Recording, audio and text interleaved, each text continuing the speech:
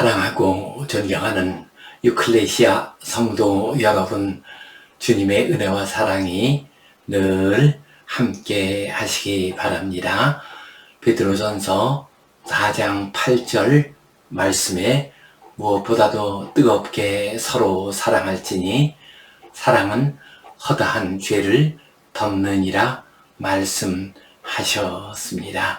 사랑을 잃은 시대에 사랑으로 세상을 이기고 사랑으로 죄를 이기는 복된 성도님들 되시기를 간절히 바랍니다. 우리 함께 사도신경 고백하심으로 유클레시아 예배 시작하겠습니다.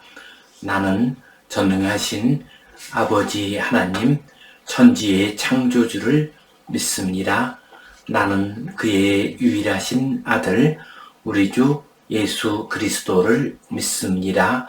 그는 성령으로 잉태되어 동정녀 마리아에게서 나시고 본디오 빌라도에게 고난을 받아 십자가에 못 박혀 죽으시고 장사된 지 사흘 만에 죽은 자 가운데서 다시 살아나셨으며 하늘에 오르시어 전능하신 아버지 하나님 우편에 앉아 계시다가 거기로부터 살아있는 자와 죽은 자를 심판하러 오십니다.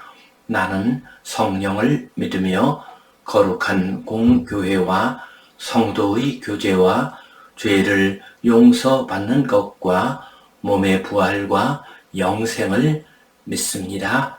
아멘. 우리 함께 찬송 214장 드리겠습니다.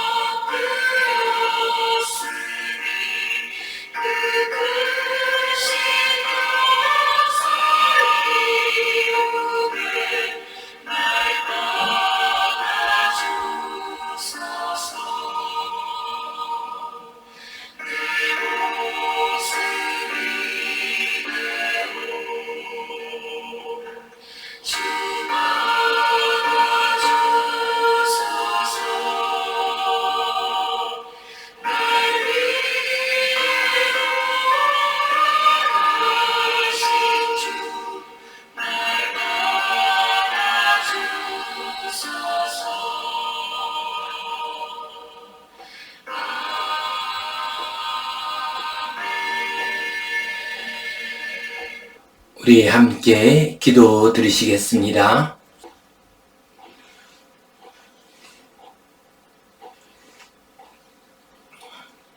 하나님 아버지 은혜에 감사합니다. 오늘도 저희에게 복된 날 허락해 주시고 주님 앞에 나와 예배하게 하시니 감사합니다. 우리의 예배를 받아 주시옵소서. 이 예배를 통하여 주님의 음성을 듣게 하시고 거룩한 주님의 자녀로 살아갈 수 있는 힘과 능력을 허락하여 주시옵소서. 선한 길, 복된 길로 인도하여 주시옵소서. 푸른 풀밭, 쉴만한 물가로 인도하여 주시옵소서. 지방자치단체장 선거가 곧 있습니다. 이 선거를 통하여 하나님의 뜻에 부합되는 귀한 지도자가 세워지게 하여 주시옵소서. 이 나라가 안정되고 평화로운 가운데 발전할 수 있도록 인도하여 주시옵소서. 가정의 달 맞이했습니다. 우리의 가정에 복을 내려주시고 평안케 하여 주시고 이 가정을 통하여 하나님의 은혜와 사랑이 계속 이어지게 하여 주시옵소서. 모든 것을 주님께 의탁하오며 예수님 이름으로 기도하옵나이다. 아멘. 하늘에 계신 우리 아버지, 아버지의 이름을 거룩하게 하시며 아버지의 나라가 오게 하시며 아버지의 뜻이 하늘에서와 같이 땅에서도 이루어지게 하소서. 오늘 우리에게 일용할 양식을 주시고 우리가 우리에게 잘못한 사람을 용서하여 준 것 같이 우리 죄를 용서하여 주시고 우리를 시험에 빠지지 않게 하시고 악에서 구하소서. 나라와 권능과 영광이 영원히 아버지의 것입니다. 아멘. 우리는 지금 치유자 예수님 이 주제를 가지고서 말씀을 나누고 있습니다. 오늘은 손 마른 사람을 고치신 예수님, 율법보다 소중한 생명, 이 제목 가지고 함께 은혜를 나누겠습니다. 성경에 보면은 안식일과 관련하여서 주님과 유대교 지도자들 사이에 갈등과 논쟁이 일어나는 경우들이 때때로 나타납니다. 마태복음 12장 말씀을 보면 제자들이 안식일에 밀이삭을 따서 먹었습니다. 또한 누가복음 13장 말씀을 보면 18년 동안 몸이 꼬부라져서 고생하는 여인을 주님께서 안식일에 고치시는 내용이 나오고 있습니다. 또한 누가복음 14장 말씀을 보면 안식일에 수정병 든 사람을 고치시는 내용이 나옵니다. 그리고 누가복음 6장에 보면 안식일에 손 마른 사람을 고쳐 주셨습니다. 이처럼 주님께서는 안식일에도 병든 자, 연약한 자들을 고쳐 주셨습니다. 치유하여 주셨습니다. 이 모습을 보고서 유대인 종교 지도자들은 예수님을 비판했습니다.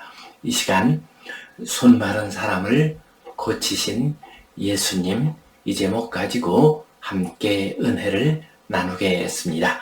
우리 성경 본문 말씀 같이 보겠습니다. 또 다른 안식일에 예수께서 회당에 들어가사 가르치실세 거기 오른손 마른 사람이 있는지라.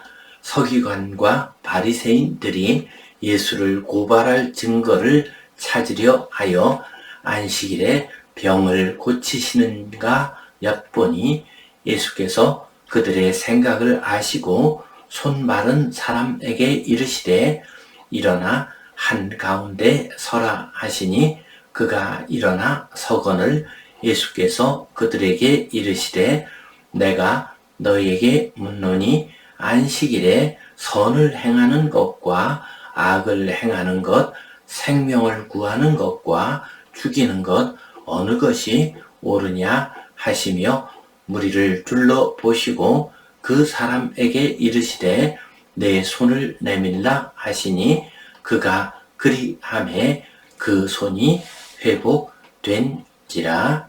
아멘. 이 말씀 한 구절씩 살펴보겠습니다. 6절 말씀.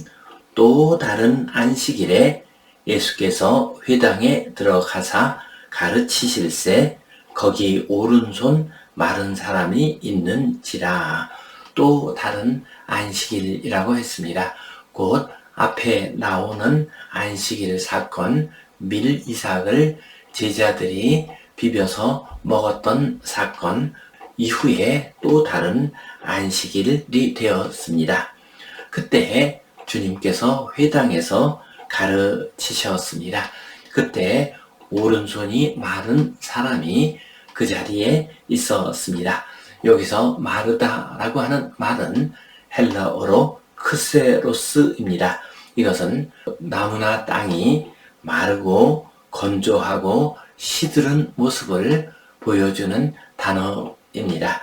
그리고 이것이 사람에게 적용되면은 손이 말라서 혹은 마비가 되어서 쓸 수 없는 상태를 의미합니다. 이 사람은 오른손이 마비가 되었습니다.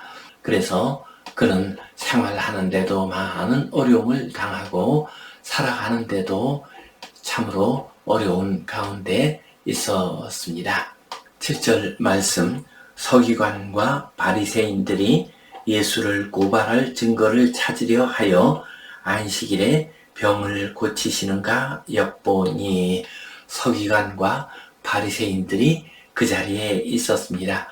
율법을 해석하고 기록하는 사람들과 전통을 존중하고 율법의 말씀에 따라서 그대로 살고자 하는 바리새인들이 그 자리에 있었습니다.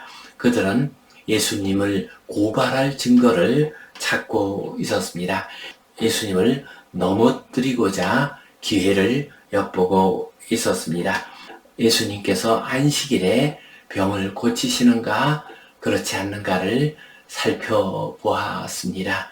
이 당시 율법에 따르면 안식일에는 병을 고쳐서는 안 되었습니다. 8절 말씀. 예수께서 그들의 생각을 아시고 손 마른 사람에게 이르시되 일어나 한가운데 서라 하시니 그가 일어나 서거늘. 주님께서는 그들의 마음을 아셨습니다. 그들의 악한 동기를 아셨습니다. 그들의 위선적인 태도 그리고 율법주의와 교만한 마음, 예수님을 넘어뜨리고자 하는 악한 생각을 주님께서는 아셨습니다. 그래서 손 마른 사람을 일어서라라고 말씀하십니다. 공개적으로 그 사람을 고치심으로 주님의 뜻과 주님의 말씀을 증거하고자 하셨습니다. 9절 말씀.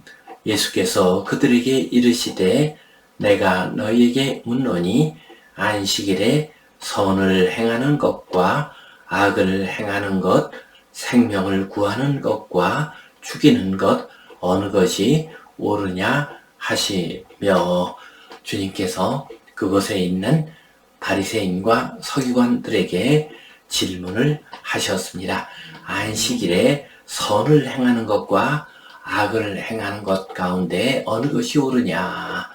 그들은 안식일에는 아무 행동도 하지 않아야 한다고 생각을 했습니다. 그러나 주님께서는 안식일에 선을 행하는 것이 옳으냐 악을 행하는 것이 옳으냐 하고 말씀을 하셨습니다. 안식일에는 일상의 경제활동이 중단될 수 있습니다. 그러나 인간이 살아가면서 선한 일, 의로운 일, 바른 일은 이 안식일에도 해야 하는 법입니다. 그래서 주님께서 안식일에 선을 행하는 것이 옳으냐 악을 행하는 것이 옳으냐 말씀하셨습니다. 또한 생명을 구하는 것과 죽이는 것 가운데 어느 것이 옳으냐 말씀하셨습니다. 곧 안식일 생명을 구하는 시간이다 하고 말씀을 하셨습니다. 선을 행하지 않는 것은 악을 행하는 것과 같다. 생명을 구하지 않는 것은 생명을 죽이는 것과 같다라고 말씀하셨습니다. 유대인 종교 지도자들은 안식일에 행동을 하느냐 안 하느냐에 초점을 맞추었지만 주님께서는 안식일에 생명을 구하느냐 선을 행하느냐 하는 일에 초점을 맞추고 계십니다. 그리고 병자를 고쳐주셨습니다. 10절 말씀 무리를 둘러보시고 그 사람에게 이르시되 내 손을 내밀라 하시니 그가 그리하매 그 손이 회복된지라. 주님께서 무리를 둘러보셨습니다. 무리들에게 생각할 시간, 판단할 시간을 주셨습니다. 어느 것이 옳은가를 그들이 생각하도록 하셨습니다. 그 다음에 주님께서 내 손을 내밀라 하고 말씀하셨습니다. 지금 손 마른 사람은 회중들 한가운데 서 있습니다. 그리고 주님께서는 지금 이 회당의 앞자리에 계십니다. 주님께서 그 자리에서 내 손을 내밀라 라고 말씀하십니다. 그러자 그가 그 손을 내밀었습니다. 그 손이 회복되었습니다. 치유의 역사가 일어났습니다. 단순히 손만 치유된 것이 아니라 치유된 그 손을 가지고 다시 일을 할 수 있게 되었습니다. 생활이 회복될 수 있었습니다. 주님의 이 치유의 사역은 주님의 말씀을 증거하고 있습니다. 안식일이라 할지라도 아무 일도 안 하는 것이 아니라 선을 행해야 한다. 생명을 구해야 한다라고 하는 주님의 말씀을 증거하고 있습니다. 성도 여러분, 안식일은 참으로 귀한 시간입니다. 그래서 우리는 생활의 여러 가지 번거로운 일들을 내려놓고 쉼을 얻습니다. 그리고 하나님께 예배를 드리고 있습니다. 선을 행하고 생명을 살리는 일을 하는 것이 안식일에 해야 하는 일입니다. 이 믿음 가지고 우리 주님처럼 안식일에 선을 행하시고 생명을 살리시는 귀한 성도님들 되시기를 축원합니다. 아멘. 오늘 이 말씀 가지고 우리가 기억해야 할 소중한 의미와 교훈 두 가지를 생각해 보겠습니다. 먼저 우리는 사랑에는 거리낌이 없다는 사실을 기억해야 하겠습니다. 우리 주님께서는 거리낌이 없는 사랑을 행하셨습니다. 누가복음 6장 8절 말씀 보면 예수께서 그들의 생각을 아시고 손 마른 사람에게 이르시되 일어나 한가운데 서라 하시니, 주님께서는 바리새인과 서기관들의 생각을 아셨습니다.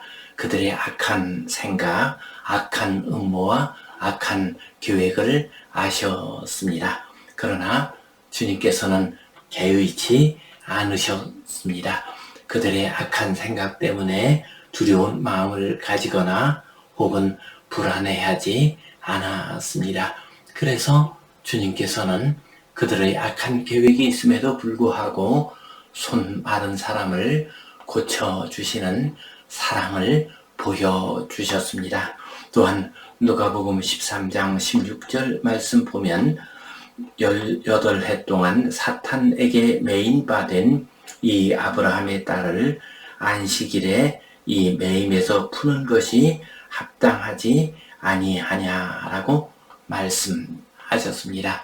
이 당시 유대인들의 율법과 계명에 따르면 안식일에는 어떤 치유의 행위를 해서는 안 되었습니다. 그러나 주님께서는 그러한 일에 개의치 않으셨습니다. 주님은 안식일 규정, 그들이 만들어 놓은 전통, 거기에 흔들리지 아니하시고 18해 동안이나 고생하는 여인을 고쳐 주셨습니다. 주님의 사랑은 인간 세상의 여러 가지 일들, 번거로운 일들, 좋지 못한 일들에 매이지 않습니다. 그리고 그 사랑으로 우리를 이끌어 주십니다. 그래서 크고 위대한 역사가 일어나게 됩니다. 우리나라 선교 초기의 이야기입니다.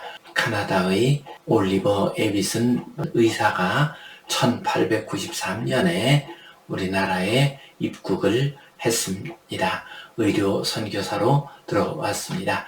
그리고 제중원 원장으로서 일을 하게 됩니다. 그해 가을에 장티푸스가 크게 창궐하였고 박성춘이라고 하는 백정이 장티푸스에 걸렸습니다.